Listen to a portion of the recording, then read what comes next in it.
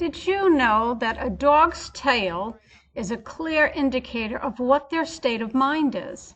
So when you have a dog who has aggression issues, they're reactive, they're fearful, you can actually tell what state of mind they're in just by the height of their tail. So here Bella is actually, she's been very dog aggressive, and so she gets very nervous around any dogs. And her tail goes up as soon as she gets near the dog. So you see here, we're working on actually changing that behavior based on her tail height. So you see, the closer she gets to the puppy's kennel, that tail goes up. And so what I do is I stop and I wait for that tail to go back down. That puts her back into a nice, calm, balanced state. Once that tail's down, we take a step forward. If the tail comes up, and it will, we stop again. So you see how we come and see how quickly that tail goes up, and we stop again.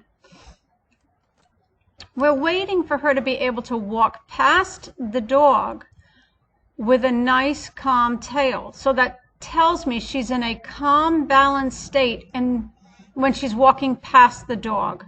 But that tail indicates the level of tension she's feeling, the level of excitement she's feeling. So here she's got a nice slow wag, so she's excited because I'm taking the leash. And then I'm not gonna move until that tail stops moving. That tells me she's in a nice, calm, balanced state and she's ready to work. So here she starts to move, tail starts to go up. See, it's staying down. This is actually very good so far. Now, the closer we get to the kennel, you'll see that little curve in her tail. It's gonna start to come up. Now here, she doesn't wanna go closer to the kennel. You see, the puppy's there and she's nervous, so she wants to avoid this. And she knows I'm making her come closer. And she knows she can't get into that excited state. So she's very nervous here. She doesn't want to come forward. But you see her tail stay down? Very good.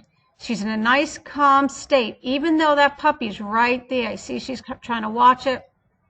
That's much better.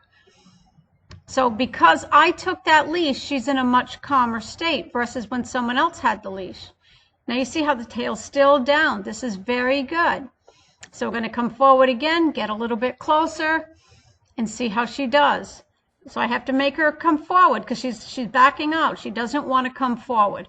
And I have to get her through this to show her this puppy is not a threat. The puppy is in a crate. It's not an issue. And you see her tail is right there. It's very, very good. And she's standing nice and calm. You see, oh, now she's moving it. So now she's getting nervous here. See, the puppy's moving. And so that's what's making her nervous. See how fast that tail's wagging?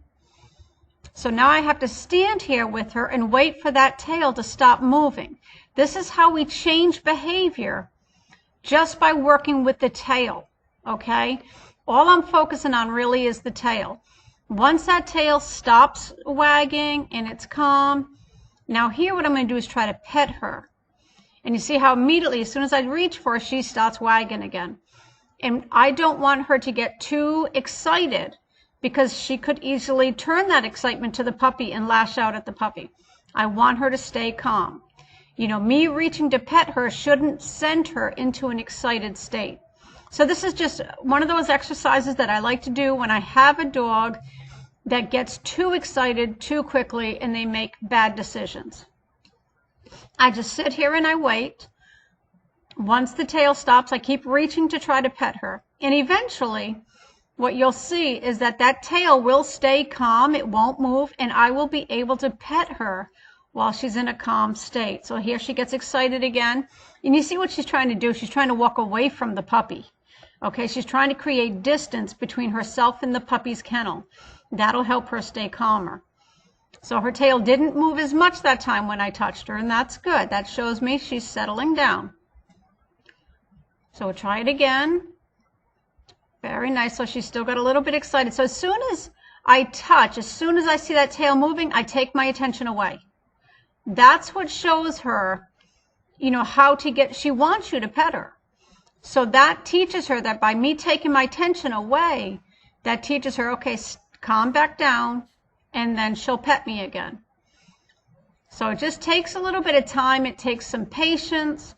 But you go through this process and you have the dog walking with the tail down, and it just shows that they're in a calm, balanced state.